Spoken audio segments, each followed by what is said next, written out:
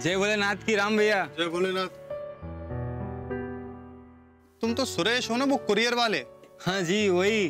बोलो। अरे मैं ये स्लिप देने आया था। स्लिप पर हमने तो कोई कुरियर नहीं भेजा। आपने नहीं, शिव भैया ने। उन्होंने अपना पासपोर्ट और कुछ पेपर्स मुंबई कुरियर करवाया था, उसी की स्लिप है ये। पासपोर्ट शिव ने मुंबई भेजा है? जी भैया। ठीक है ठीक है, चलता हूँ। जय भोलेनाथ। शिव ने पासपोर्ट मुंबई भेजा, बात करनी पड़ेगी इससे।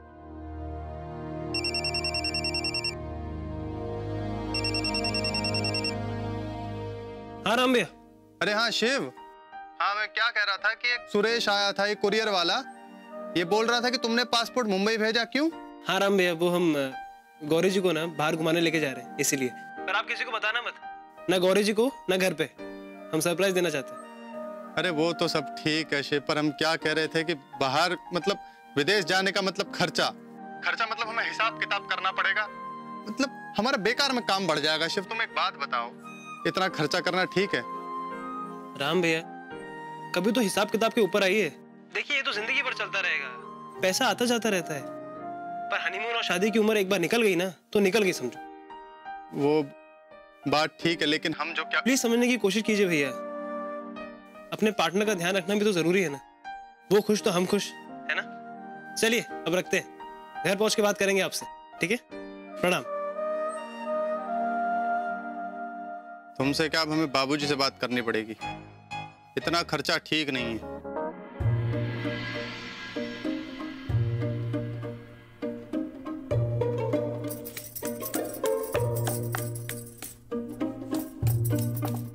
ओ जौनपुर वाले जी, अरे ये रसोई से ध्यान हटाओ, हम मुंबई वाली संभाल लेगी।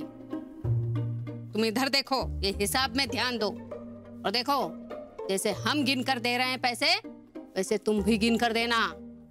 हिसाब में कोनो गड़बड़ी नहीं होनी चाहिए। 35 साल हो गए, लेकिन अब तक हमें चाबी नहीं सौंपी। ये बुढ़िया ना खुद कुंडली जमा के बैठी है। कुछ कहा तुमने? नहीं, वो माता जी, हमें लगता है कि आप अभी भी हमें भरोसे के लायक नहीं समझती हैं? नहीं, वो हम क्या कह रहे थे माता जी कि घर का सारा हिसाब किताब आप ही देखती हैं, मतलब इस उम्र में आपको तकलीफ होती होगी ना, तो हम क्या सोच रहे थे माता जी कि आप एक बार हम पे भरोसा करके हिसाब की जिम्मेदारी हमें देकर तो देखें। हम नहीं देंगे, नहीं देंगे। का है, एक तो अपनी जिम्मेदारी हम खुद निभाते हैं, और दूसरा हमारी सास ने हमें सिखाया है कि भरोसे की भैंस दूध नहीं देती। तो जब तक हम जिंदा हैं, अपना राजपाट हम खुद ही संभालेंगे, समझी तुम?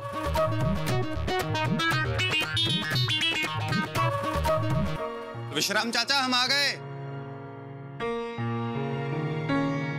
विश्राम जी भाभी जी।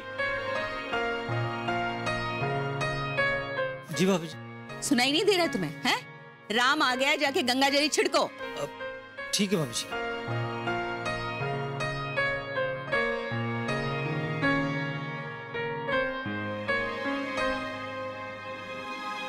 अच्छा, ये सब रख दिए हमने पैसे गिन के, बराबर गिन के देना हिसाब।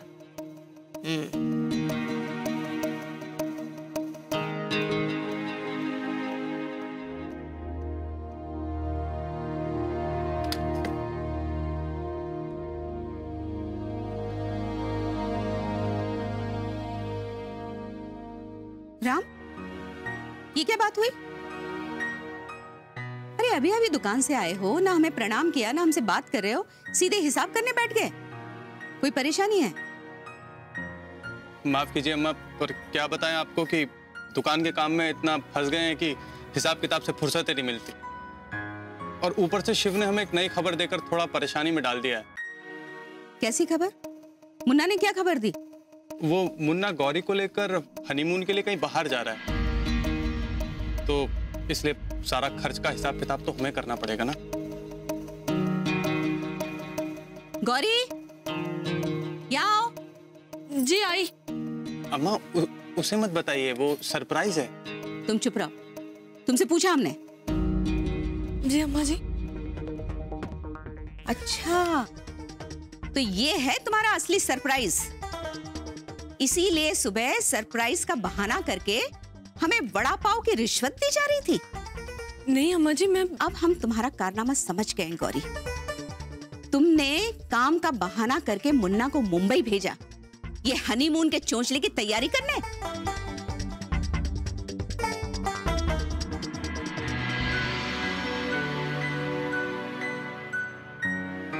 आता बोलायची काय गरज होती? सगळ्यांचा गैरसमज झालाय आता.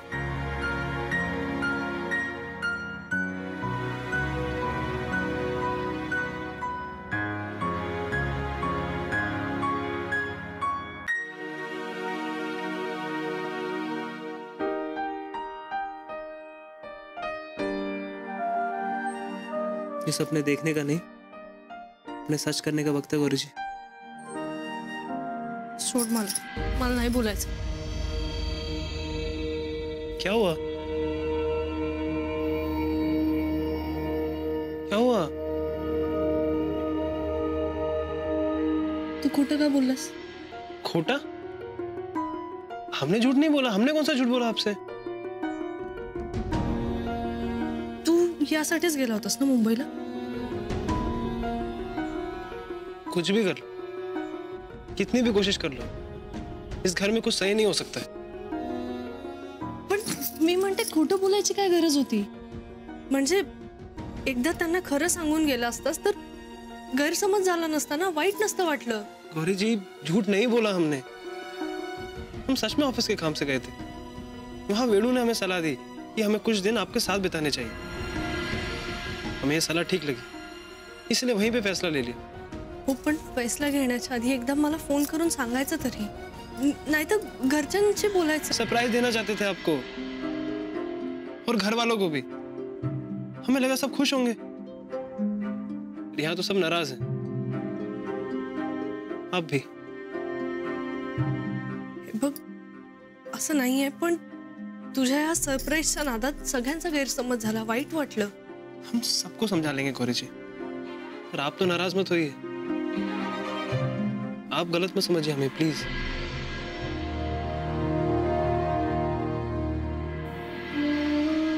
सॉरी. It's okay.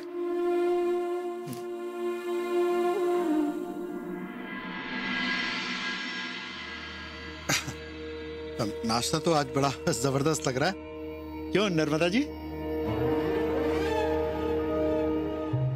अब दादी जी, आपको कोथिंबीर वड़ी दूं? ये भैया, आप लीजिए.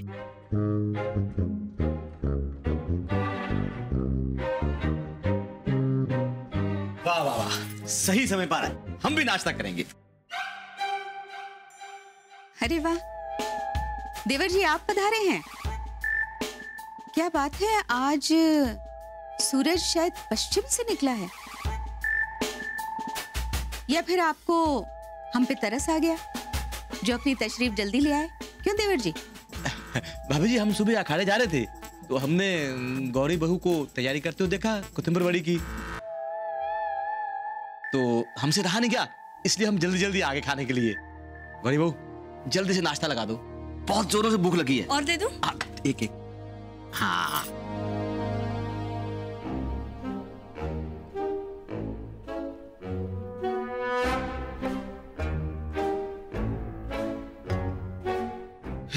ऐसे गुस्से से क्यों देख रहे हैं आप सब लोग मुझे? हमने सिर्फ नाश्ता मांगा है, कोई परंपरा तो नहीं तोड़ी।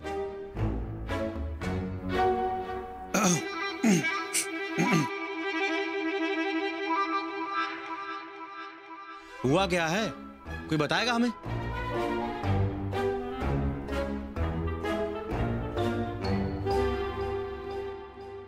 चाचा जी, आपको कोई बताए या ना बताए, हम बताते हैं आपको.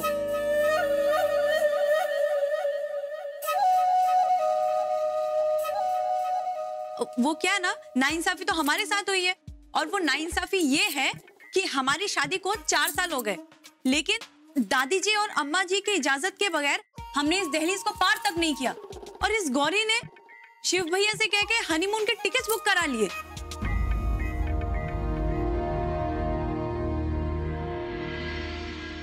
नहीं सरला बहू, ऐसा नहीं हो सकता। शिव काफी समझदार है, वो ऐसी गलती नहीं कर सकता। भरोसा है हमें उस पर। थैंक यू चाचा। इस घर में कोई तो है जो भरोसा करता है हम पे। इधर अब इधर उधर की बातें मत करो और पहले अपनी अम्मा को बताओ ये जो कुछ भी हुआ है, क्यों हुआ, कैसे हुआ। जी जी अम्मा, दादी जी, वो क्या हुआ कि हम वीना वर्ल्ड के ऑफिस गए।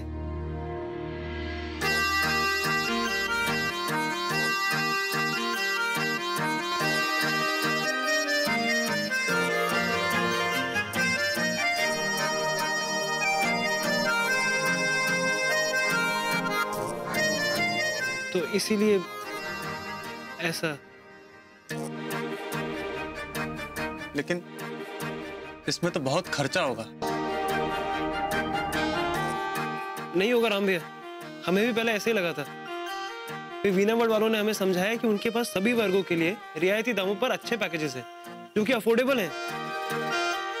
पर राम भैया आप चिंता मत कीजिए, हम बाबूजी से पैसे नहीं लेंगे।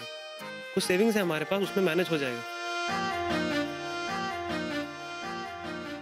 ये देखो, एक शिव भैया है जो घर में खर्च करके भी पैसे बचाते हैं, और एक आप हैं जिनसे कभी भी कुछ मांगो तो सीधे मुंह बोल देते हैं कि अम्मा जी से जाकर मांगो।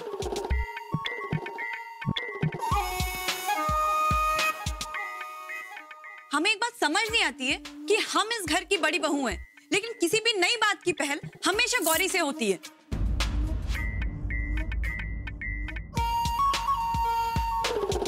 अम्मा जी, आप ना आज हमें एक बात बता ही दीजिए, आपके ये बड़े बेटे और शिव भैया दोनों सच में सगे भाई हैं क्या?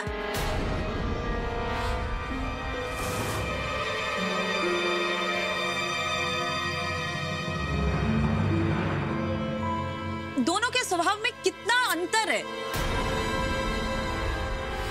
क्या बकवास कर रही हो तुम सरला? हाँ, और ये बेवकूफी के साथ ऐसी बेहूदगी करने की तुम्हारी हिम्मत कैसे हुई? रुको, हम आज ही तुम्हारी मम्मी जी को फोन करके उनसे बात करते हैं और बताएंगे तुम्हारी सारी कारस्तानियां। नहीं नहीं, देखा माताजी, आपने देखा, हम तो परेशान हो गए इस बेवकूफ से।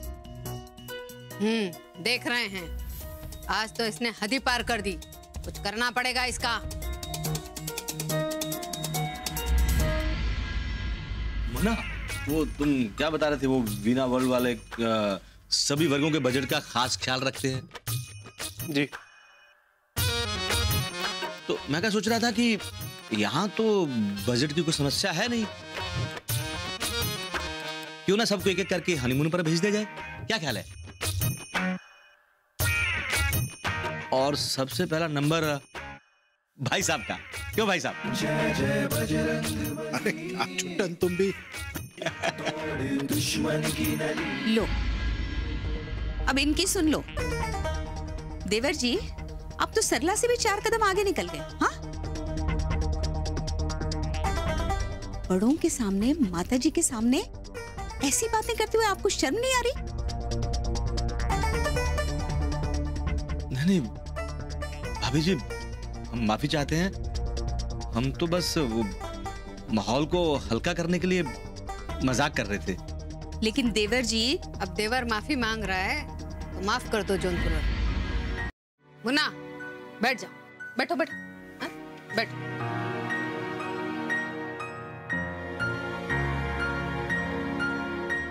अच्छा मुन्ना, ये बताओ कि तुम जा कहाँ रहे हो? वो हम स्विट्जरलैंड जा रहे हैं। स्विट्जरलैंड? अरे मतलब डीडीएलजे में ना शाहरुख खान भी काजोल को लेकर स्विट्जरलैंड गया था।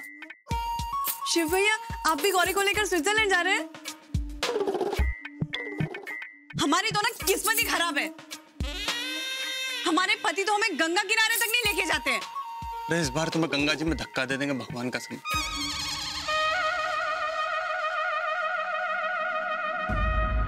राम, इससे पहले कि माताजी कोई सख्त कदम उठाएं, तुम जरा अपनी पत्नी को संभालो।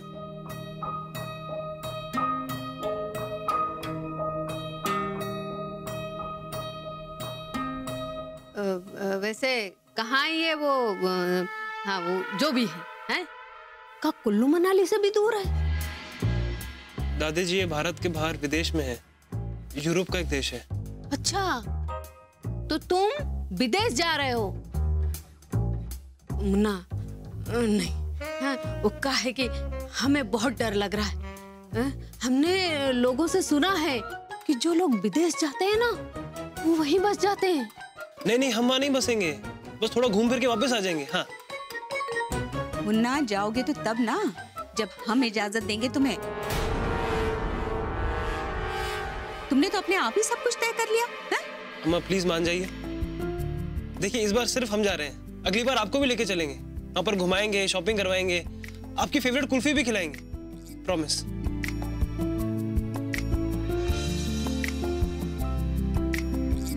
अच्छा बस, इतने बड़े बड़े वादे करने की जरूरत ना है।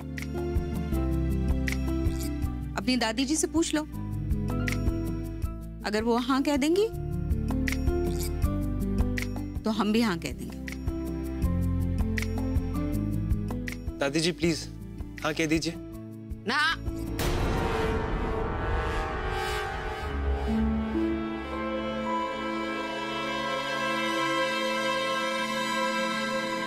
अरे ना कहने की तो जरूरत ही ना है। अरे पहली बार शुक्ल खानदान से कोई विदेश जा रहा है, हम तो ना पूरे बनारस के अखबार में छपवाएंगे, जलसा करेंगे, जलसा। दादी जी जलसा आने के बाद करेंगे। हाँ। अच्छा चलो ये भी ठीक है। अच्छा। है रुमा?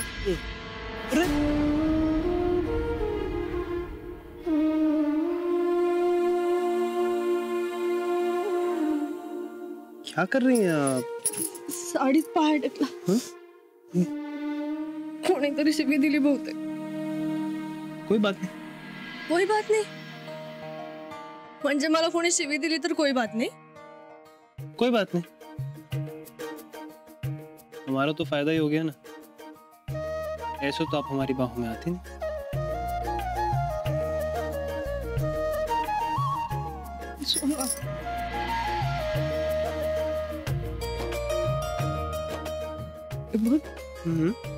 तुला काहीच वाटत नाही का? घरात एवढा मोठा हंगामा झाला तरी तुझ्यातला रोमांस काही कमी होत नाही। Focus darling, focus. हम बहुत फोकस इंसान हैं। फोकस। दुसरं काही सुचत नाही तुला? सगळे खुश।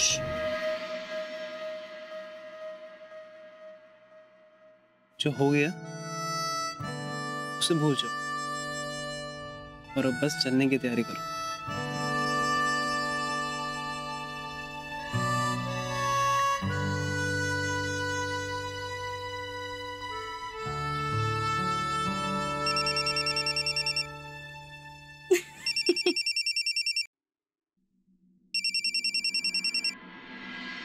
गुड मॉर्निंग शेफ, अनुराग बोलतोय वीणा वर्ल्ड मधून। हाँ अनुराग बोलिए। तुमचे पासपोर्ट्स मिळाले आणि तुमचे व्हिसा ऍप्लिकेशन फॉर्मही व्हिसा ऑफिसला पाठवले। आता लवकरच तुम्हाला व्हिसाच्या इंटरव्ह्यूसाठी मुंबईला यावं लागेल। जी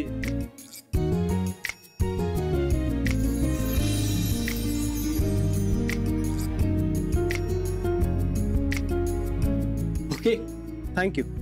बाय। जी बाय। अनुराग का फोन था, हमें कल सुबह फ्लाइट से मुंबई निकलना। उद्या सकाळी मुंबईला जायचंय? बरं झालं, म्हणजे मी आई, बाबा, आजी, दादा सगळ्यांना भेटू शकेल आणि आपलं नवीन घर बघू शकेल। मी एक काम करते, आताच फोन। इस बार तो शिव आपसे मिलने आ गया, लेकिन अगली बार जब तक आप हमारे घर के बड़ों को फोन करके न्योता नहीं देंगी, शिव मिलने नहीं आएगा। अम्मा जी म्हणाल्या होत्या की म्हणजे बिना न्योता दिए घर नहीं जा सकते हम. म्हणजे ते टेंशन मत लीजिए आप, हमने सेटिंग कर रखी. जब अम्मा ने ये बात हमें कही थी ना, तो हमने आई को फोन करके सब बता दिया. आई ने कहा था कि बस तारीख बता देना, वो फोन कर ली. होशियार आहेस तू. आपकी तरह.